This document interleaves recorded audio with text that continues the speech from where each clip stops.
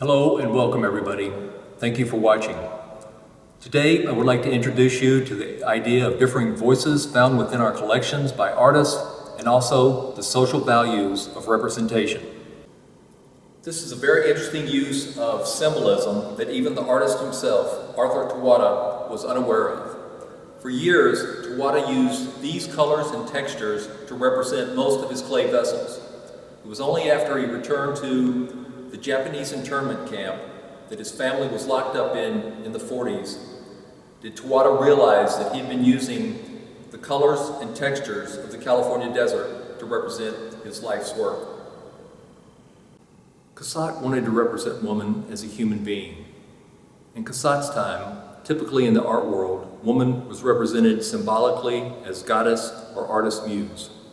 These representations of goddess and muse are not necessarily wrong, but Cassatt knew the social value of representing woman as she is in everyday life. Paul Strand was very aware of the social inequalities of life. Here in Blind Woman, Strand wanted to bring to our attention a blind street beggar who might typically be ignored on the busy streets of a downtown. Passers-by would be blind to her. Bellows created an experiment in representation with this painting. As we all know, he asked Mary Tyler to pose for him wearing the wedding gown of her youth.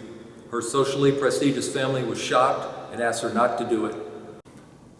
We know that Mary Tyler agreed with the artist. She said twice for two large paintings.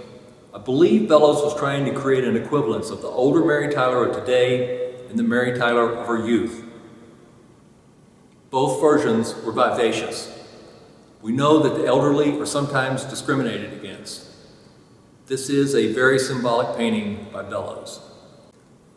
Robert Henry painted this charming portrait of a little girl named Patience. The title of the work is Patience from the Gypsy Camp. Henry attached a powerful word to the painting, gypsies. Gypsies remains a powerful word for social outcasts. Henry's painting asks why this would be so for this little girl. This is a portrait of Thomas Eakins' lifelong and secret gay partner, Samuel Murray. Eakins is widely admired for his ability to capture something of the personality of the people he painted. Here he painted his best friend with his face partially in the light, partially in the shadows. Artists, poets, and musicians constantly question the social stigma of why some lives matter more than others. Together, these artworks show the subtle power of representing people as they are.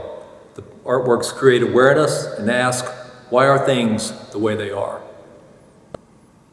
Thank you for watching, everybody, and stay safe.